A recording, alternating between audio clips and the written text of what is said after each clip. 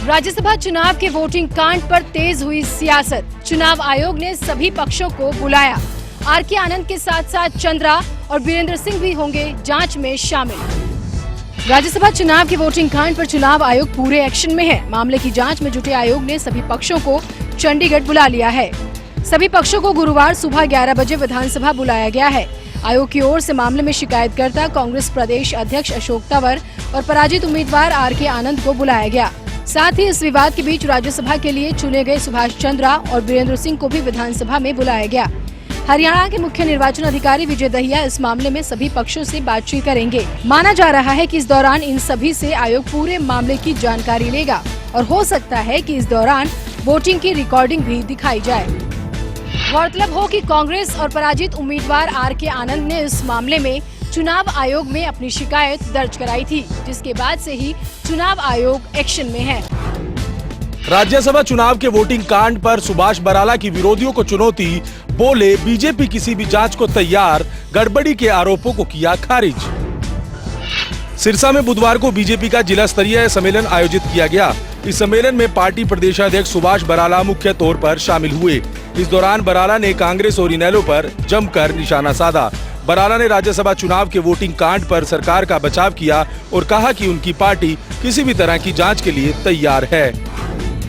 जिन लोगों ने ड्रामा किया है सबको पता है, तो जांच की मांग वो कर रहे हैं। वो जांच की मांग क्यों कर रहे हैं? उनको पता ही है किसने क्या किया है सर इस पूरे, लेकिन हमें कोई इतराज नहीं है इस जांच के ऊपर। दरअसल इस मामले में बीजेपी विधायक असीम गोयल पर पेन बदलने के आरोप लग रहे हैं। आरोप है कि असीम गोयल ने इस पूरी साजिश को रचने में अहम भूमिका निभाई। हालांकि गोयल और पूरी पार्टी इन आरोपों को सिरे से खारिज कर रही है। राज्यसभा वोटिंग कांड के बाद कांग्रेसी नेताओं का आला कमान से मिलने का सिलसिला जारी। अब अजय यादव ने की राहुल गांधी से मुलाकात। राज्यसभा चुनाव में वोटिंग कांड पर कांग्रेस आला कमान से हरियाणा के कांग्रेसी नेताओं के मिलने का सिलसिला लगातार जारी है। अब पूर्व मंत्री कैप्टन अजय यादव ने भी दिल्ली में राहुल गांधी से मुलाकात की है। राज्यसभा चुनावों के बाद कैप्टन अजय यादव की राहुल से ये पहली मुलाकात है। माना जा रहा है कि इस मुलाकात के दौरान अजय यादव ने राहुल गांधी से वोटिंग कांड को लेकर चर्चा की।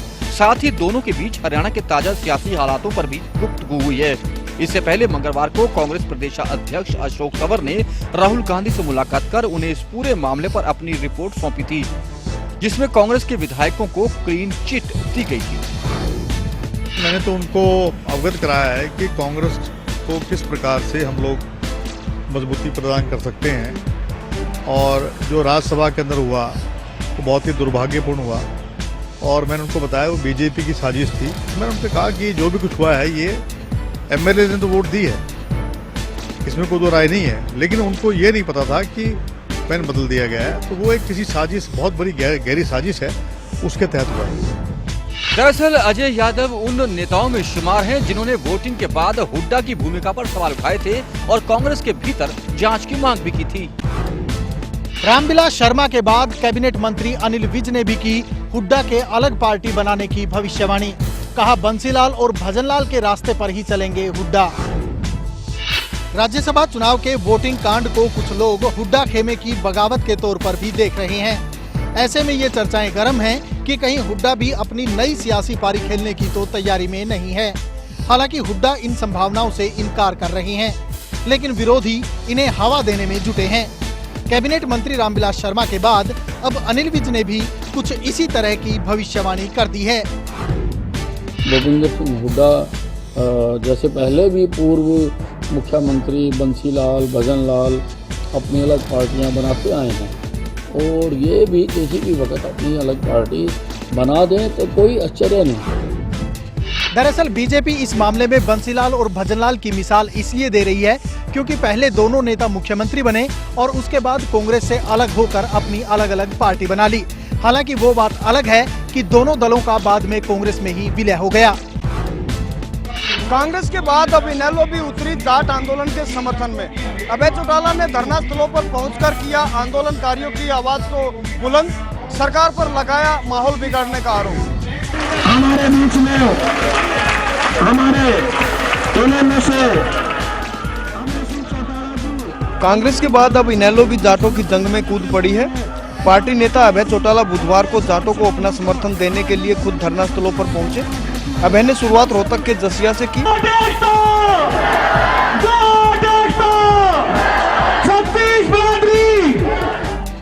अभय ने इस पूरे हालात के लिए सरकार को जिम्मेदार ठहराया। अभय ने यहाँ तक कहा कि सरकार फिर से हरियाणा में माहौल बिगाड़ने की कोशिश कर रही है।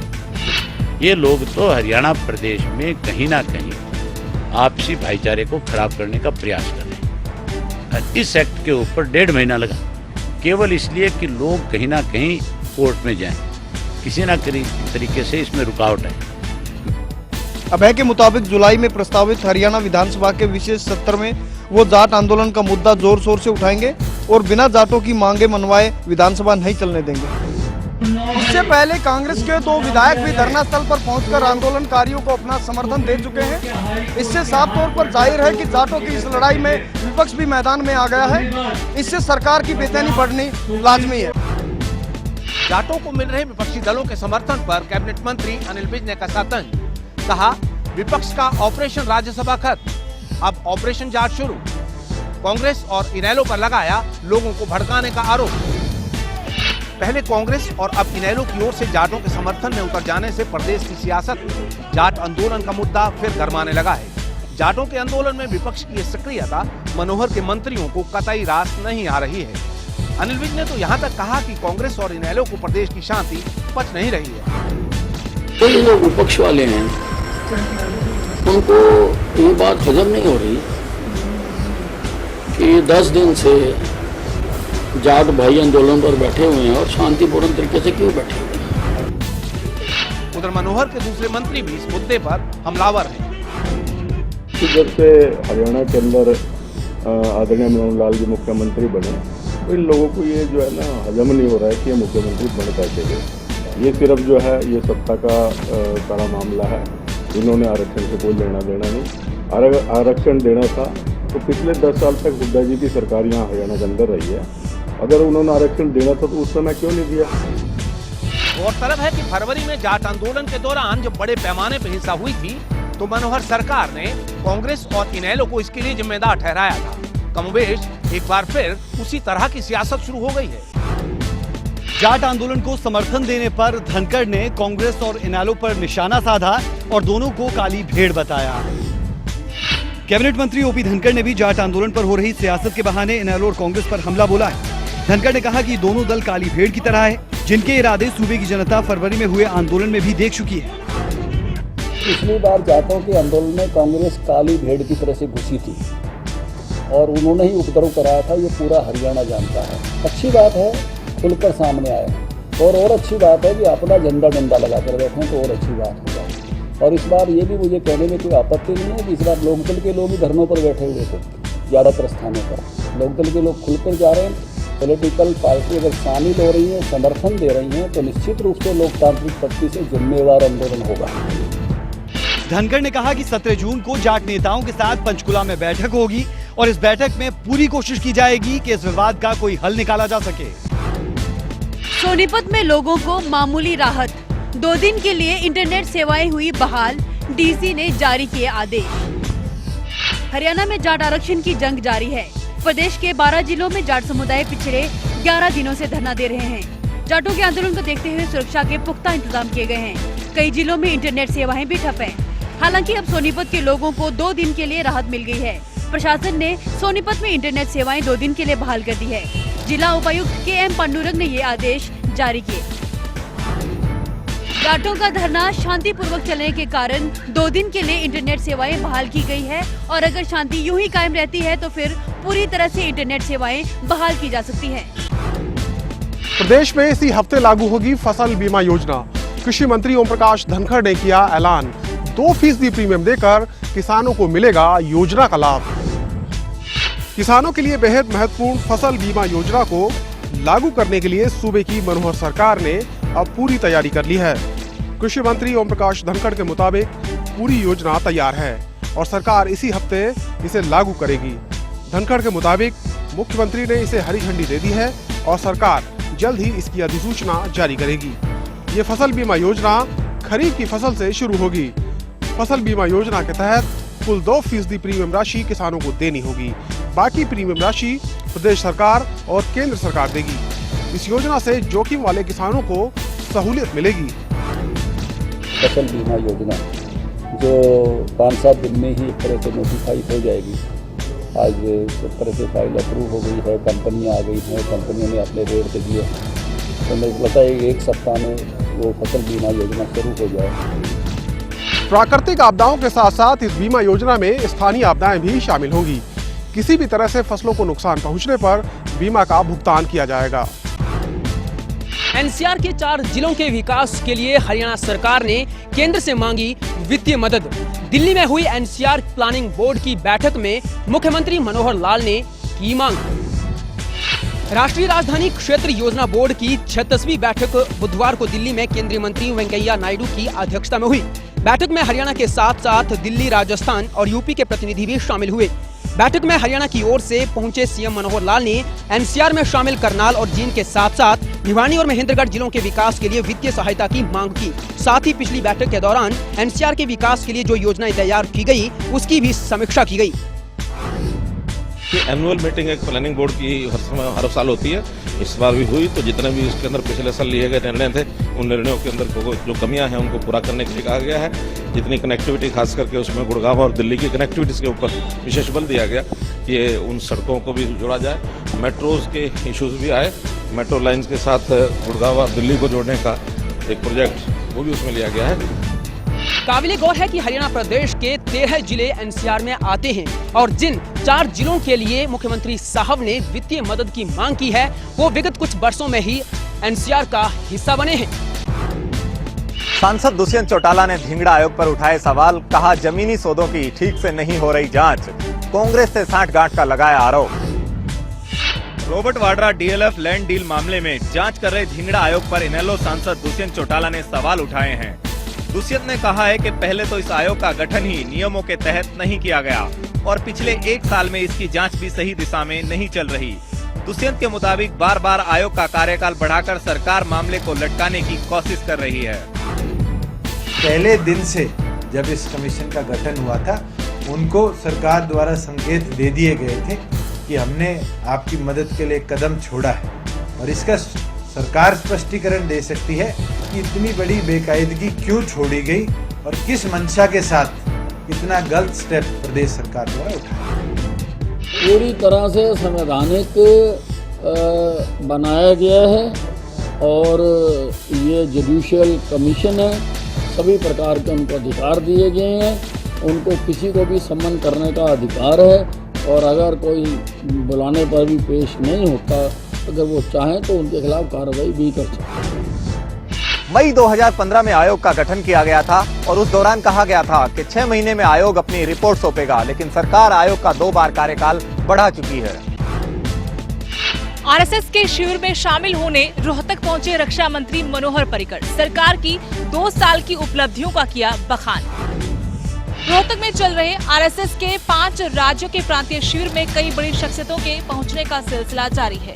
बुधवार को केंद्रीय रक्षा मंत्री मनोहर पर्रिकर भी इस शिविर में शामिल होने रोहतक पहुंचे। राजीव गांधी स्टेडियम में उन्हें गार्ड ऑफ ऑनर दिया गया। इस दौरान पत्रकारों से बातचीत में पर्रिकर ने सरकार के 2 साल के कामकाज को बेहतरीन बताते हुए कहा कि पहली बार सरकार लोगों के सामने आ रही है। 2 साल जो अच्छे काम किए उसके बारे में विकास पर्व से हम लोगों को बता रहे हैं कि जो लोगों को पहली बार ऐसा है कि सरकार सामने आ रही लोगों को। मनोहर पर्रिकर ने इस दौरान रक्षा मंत्रालय के कामकाज पर भी बातचीत की। उन्होंने कहा कि फ्रांस की कंपनी के साथ राफेल लड़ाकू विमान सौदा अभी फाइनल नहीं हुआ है। क्रॉस वोटिंग करने वाले इनेलो विधायक नगेंद्र भड़ाना के बागी तेवर बरकरार, बोले विधायक पद की परवाह नहीं, पार्टी जब मांगेगी तब दे दूंगा जवाब। राज्यसभा चुनाव में क्रॉस वोटिंग करने वाले फरीदाबाद एनआईटी से इनेलो विधायक नगेंद्र भड़ाना को अब तक पार्टी की ओर से कोई नोटिस जारी नहीं हुआ है। ईटीवी से खास बातचीत में भड़ाना ने कहा कि पार्टी जब नोटिस देगी तो वो उसका जवाब दे देंगे। उनके मुताबिक उन्हें विधायक पद की कोई परवाह नहीं है। भड़ाना ने फिर दोहराया कि उन्होंने अपनी अंतरात्मा की आवाज पर वोट दिया है। उनके मुताबिक सीएम और केंद्रीय मंत्री कृष्णपाल गुर्जर ने उनके इलाके की तस्वीर बदल दी है। पद पोस्ट और ये तो आने जानी चीज़ें हैं, लेकिन मेन मायने ये रखता है कि लोगों ने जिस उम्मीद और विश्वास के साथ हमें विधानसभा में भेजने का काम किया, तो ये हमारा फर्ज और धर्म बनता है कि हम उनकी विश्वास की कसौटी पे खरे उतरें और अपने लोगों के लिए काम करें। मैंने बताया ना, इस तरह का कोई नोटिस मुझे नहीं मिला है। जब नोटिस आएगा तो देखेंगे। बढ़ाना से बीजेपी की नजदीकियां किसी से छिपी नहीं है। ऐसे में इस बात की संभावना से इनकार नहीं किया जा सकता कि आने वाले दिनों में बढ़ाना चश्मा उतारकर कमल के साथ अपनी नई सियासी पारी शुरू कर लें। गोहाना नगर परिषद में खिला कमल। चेयरमैन और डिप्टी चेयरमैन दोनों पदों पर भाजपा समर्पित पार्षदों का कब्जा। जिला परिषदों के बाद अब शहरी सरकार में भी बीजेपी को बढ़त मिलती दिखाई दे रही है। बुधवार को गोहाना नगर परिषद में भी बीजेपी ने अपना कब्जा जमा लिया। अध्यक्ष और उपाध्यक्ष दोनों पदों पर बीजेपी को कामयाबी मिली। खास बात ये है कि यह चुनाव सर्वसम्मति से हुआ और वार्ड नंबर 8 से भाजपा की पार्षद रजनी चेयरमैन के पद पर चुनी गई, जबकि वार्ड नंबर 14 से राजेश देवी वाइस चेयरमैन के पद के लिए चुनी गई। इससे पहले भाजपा फतेहाबाद नगर परिषद पर भी सर्वसम्मति से अपना कब्जा जमा चुकी है और 3 नगर पालिकाओं में सर्वसम्मति से भाजपा के चेयरमैन और वाइस चेयरमैन चुने जा चुके हैं। बुढ़ापा पेंशन के नियम कड़े करने के विरोध में कांग्रेस ने बोला हल्ला। अंबाला में सरकार विरोधी नारे लगा किया जोरदार प्रदर्शन। सरकारी खजाने के लिए मांगी भीख। प्रदेश में बुजुर्गों को दी जाने वाली सम्मान बुढ़ापा पेंशन के नियम बदलने को लेकर जारी सरकार की कोशिशों पर बवाल मच गया है। अंबाला में कांग्रेस ने सड़कों पर उतरकर इसका विरोध किया और भीख मांगी। कांग्रेस का कहना है कि भीख मांगने से जो पैसा इकट्ठा होगा उससे सरकार के पास भेजा जाएगा, ताकि सरकार बुजुर्गों को पेंशन नियम बदले बिना दे सके। हालांकि बीजेपी प्रवक्ताओं ने दावा किया है कि नए नियम अभी लागू नहीं किए गए, लेकिन हकीकत ये है कि अब नए नियम के तहत ही नए आवेदन मंजूर किए जा रहे हैं।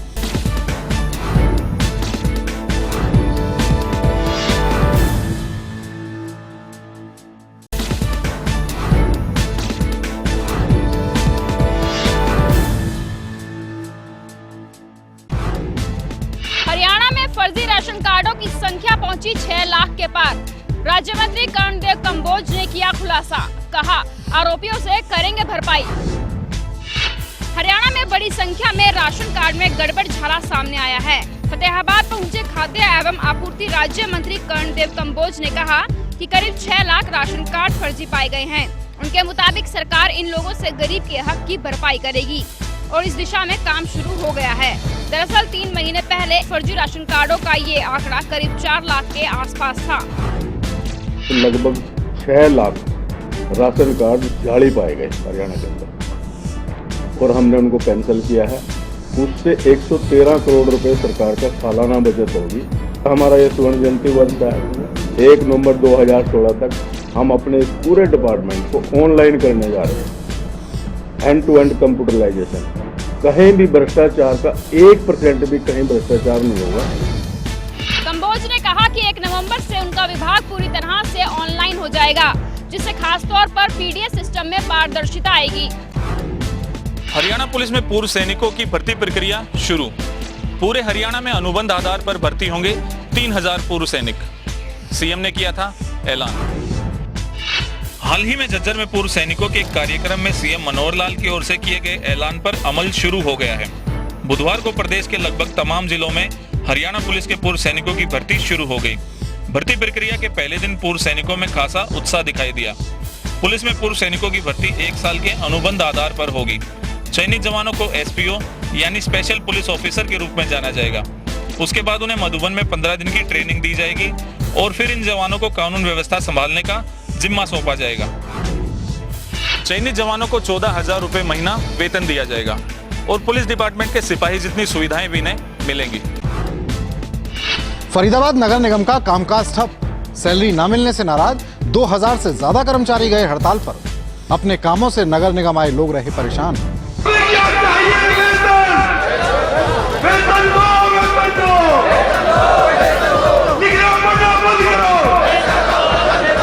फरीदाबाद नगर निगम के कर्मचारियों को सैलरी न मिलने का विवाद लगातार बढ़ता जा रहा है। वेतन न मिलने से नाराज कर्मचारी बुधवार से अनिश्चितकालीन हड़ताल पर चले गए। दरअसल निगम के स्थायी कर्मचारियों को 1 महीने और कच्चे कर्मचारियों को पिछले 3 महीने से वेतन नहीं मिला है। ऐसे में वो कामकाज छोड़कर अब धरने पर बैठ गए हैं।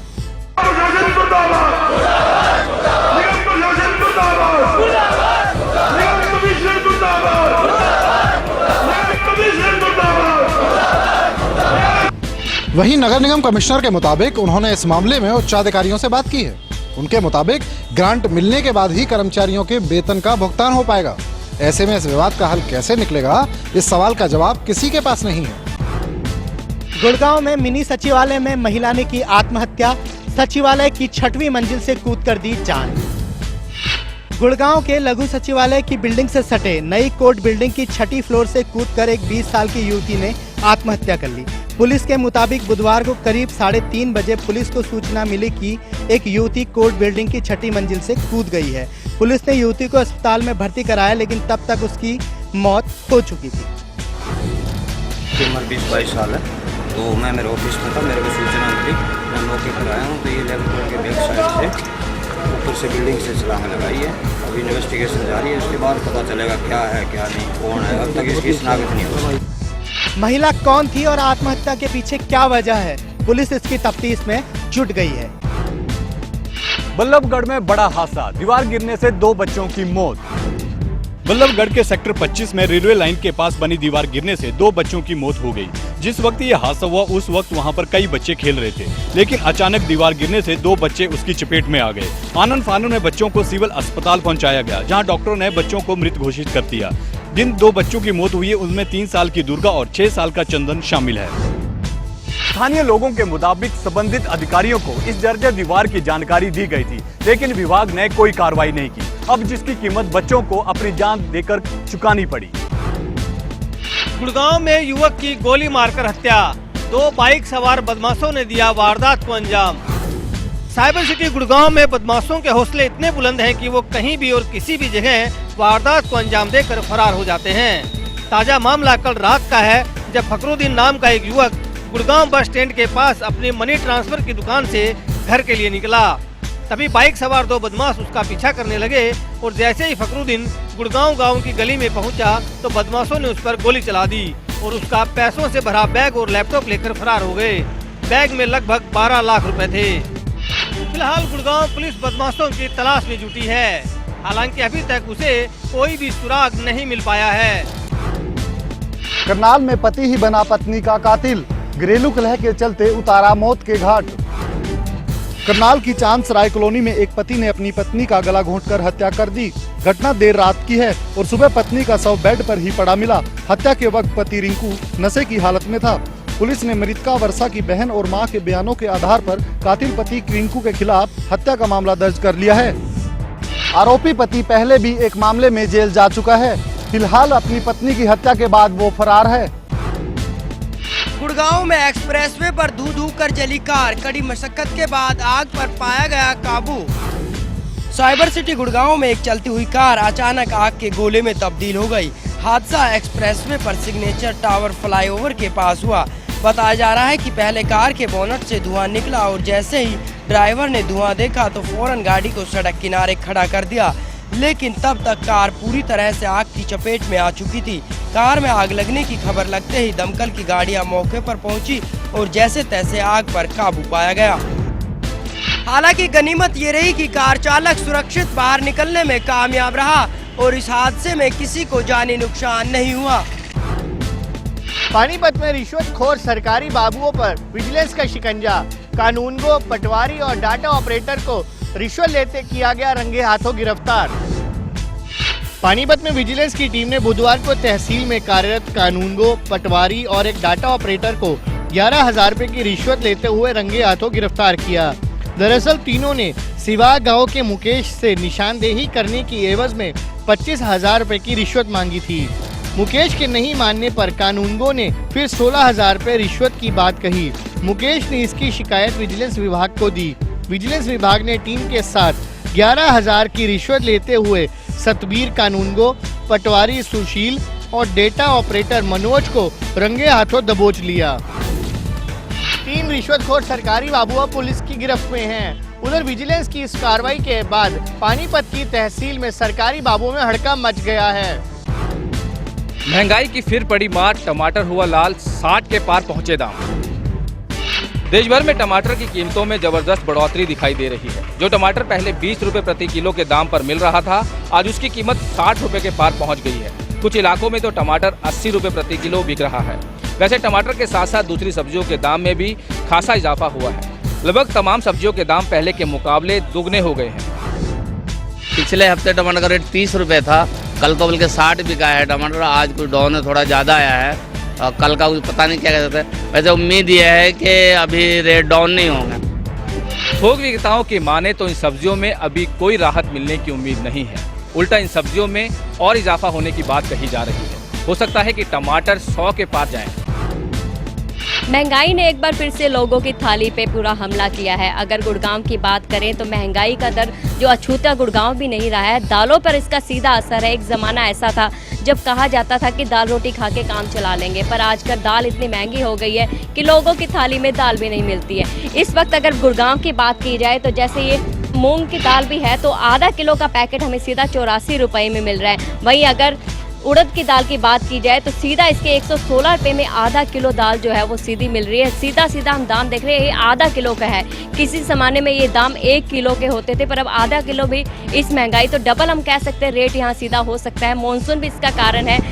क्या कारण है और कितना जो दालों के रेट में है वो बढ़ोतरी हुई? 20 से 25% की बढ़ोतरी है दालों के अंदर, लगभग हर एक दालों के अंदर यही हाल। काला बाजारी है उसे भी हम नकार नहीं सकते। काला बाजारी की वजह से भी जो दालों के भाव है वो आसमान छू चुके हैं।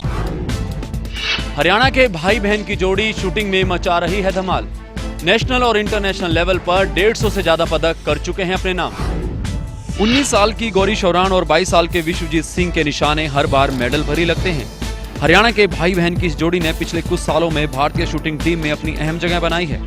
गौरी शौरान वर्ल्ड कप और एशियन चैंपियनशिप जैसे कुल 21 टूर्नामेंट में 16 मेडल, जबकि विश्वजीत भी 12 इंटरनेशनल टूर्नामेंट में 6 मेडल जीत चुके हैं। दोनों की मेडल संख्या 150 से ज्यादा पहुंच चुकी है। फिलहाल गौरी और विश्वजीत अपने इंटरनेशनल टूर्नामेंट की तैयारियों में व्यस्त हैं, लेकिन दोनों का सपना 2020 ओलंपिक्स में देश के लिए पदक जीतने का है।